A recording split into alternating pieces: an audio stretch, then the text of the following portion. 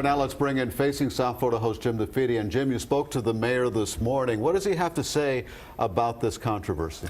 Well, Elliot, you know, he is standing by his decision. And while critics are saying his decision lacks empathy or a sense of humanity, the mayor is undeterred.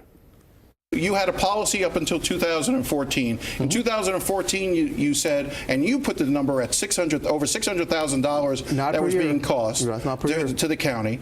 And so when it was not economically in the county's interest, you decided to violate what you had before and no longer cooperate. And now that the feds are threatening to take your money away. You're putting words in my mouth, okay? And I'm not going to let you put words in my mouth. At the time, and I've been very clear, okay? I've been very clelear that at that time, we didn't think we were in violation of federal law, okay? Well, you still don't know if you are. We don't, but we're at risk of losing millions of dollars. But you don't, we're at risk why of not losing take the time to sort it through? Because we're at risk of losing millions of dollars. And I do not want to put Miami-Dade County as a sanctuary city, which we have never claimed to be a sanctuary city, and put us at risk. Because remember, all of those that you're talking about is discretionary funds from the federal government. The government has that discretion. The federal government has a discretion to give us that money or not. And I don't want to put us at risk for not receiving those discretionary funds.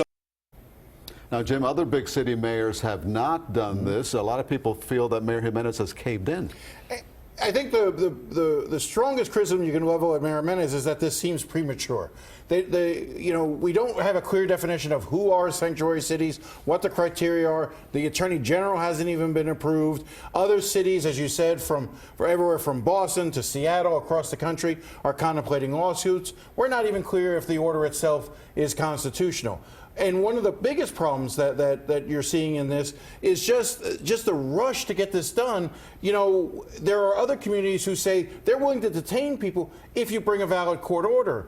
Right now, Dade County doesn't have that, which could open Dade County up now to lawsuits for people who are being detained for being improperly detained. But we have to see now if the feds are going to respond accordingly, and if the county does have somebody, the feds are going to pick them up, and they're going to pick up the tab for that person, right? No, they're not going to pick up the tab. Dade County will pay for the people who are, make it very clear, Dade County tax dollars are now going to be used to house people that ICE want to detain. So we are an extension now of ICE because we, the taxpayers of Miami-Dade County, are going to pay to maintain those people in Dade County jails until ICE decides whether or not they want to take them away. A lot more on this issue coming up on your show. You can watch Jim's full interview with Mayor Carlos Jimenez on Facing South Florida this weekend. It begins Sunday morning at 8:30 right here on CBS 4.